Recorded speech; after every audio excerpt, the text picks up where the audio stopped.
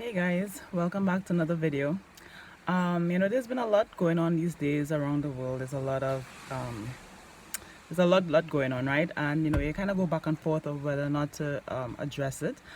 But I decided that I would address it a little bit. With all the things that are going on in the U.S. and all the protests around the world and all kind of stuff. Um,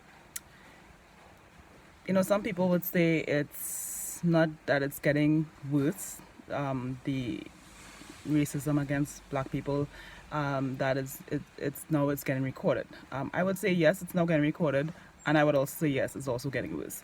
And I used to live in the U.S. I lived there for 9 years, and I saw this trend happening like more than 10 years ago. I saw the trajectory of what it has become now, where it's a complete, it's more or less spiraling. And to me, the final clincher for me, and one of the main reasons why I finally made the decision to move back, because I was back and forth a lot. Like, should I move back? Should I stay? Should I what? And to me, America never felt like home. And I was there 9 years. I mean, to me, if you're there so long and it doesn't feel like home, it's never gonna feel like home.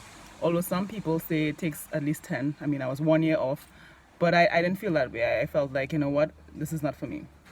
So the case with Trayvon Martin is that case really had an impact on me. It really affected me, and it really was because they more or less sanctioned random people, not even police anymore, just random people, to go and stalk, intimidate, hunt another human being, in some cases kill, because there's a statement, you don't belong here. So I'm going to stalk, intimidate, hunt you down, and I'm within my authority now to kill you. And that's you're seeing all these videos, calling police for stupidness. You're just sitting down in the park, somebody call the police. You're having a barbecue, somebody call the police. You're selling water, somebody call the police. And like, to me, they made that case, made all this okay. So I had decided, listen, I'm not having any children here. I'm not raising children in this kind of situation, because I don't think it's not gonna get any better. It's continuing on a path. And one of the things I would say is that like you see a lot of these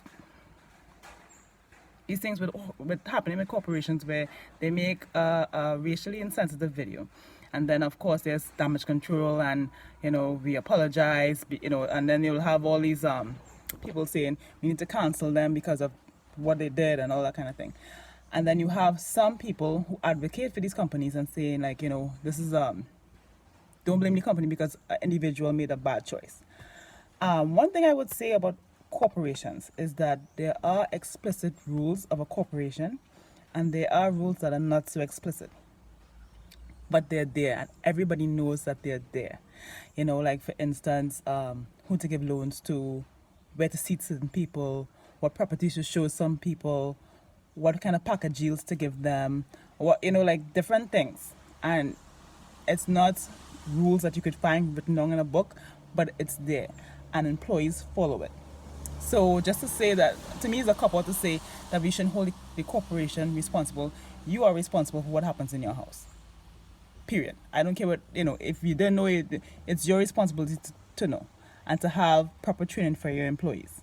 Because as far as I'm concerned, if you're having a commercial stating that you're dirty, when you're black you were dirty, and then when you use the product and you come out white, now you're clean, you are saying that is not something that employee just did.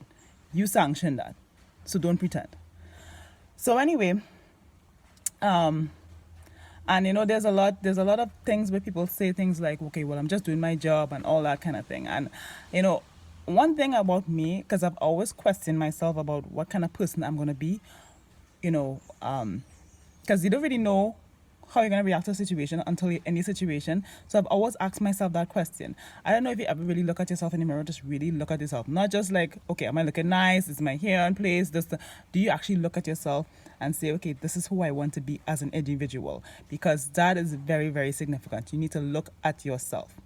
And I don't think it's enough anymore, because I don't know if you realize that a lot of these corporations use the same people that they want to oppress to carry out the deeds that they want to carry out.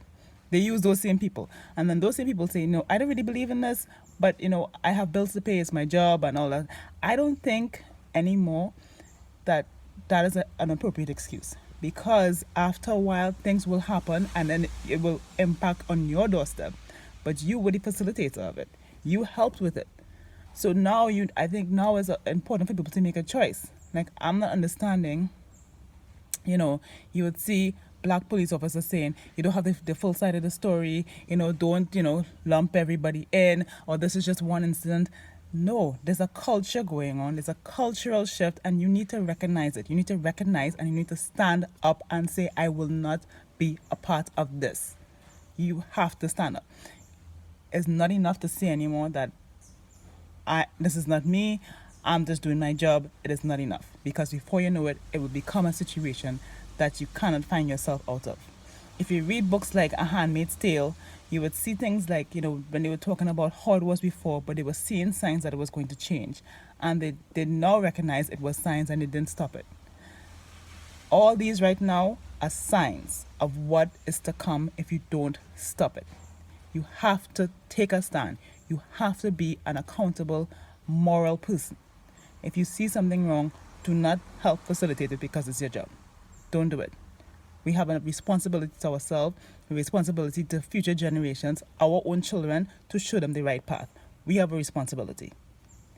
I really pray for peace in this world, but I'm not naive to think that you just get peace without having something else first. I mean, I have many opinions and many thoughts. I'm not going to go into all of it here. But one thing I would say is that be true to who you are. Be true to who you are and stand up for what you believe in. Do not let a corporation guide your morality. Don't do it. So, I hope, we all find out who we are and we live our truth.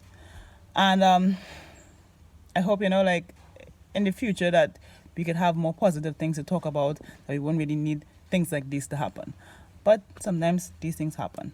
So guys, until next time, bye.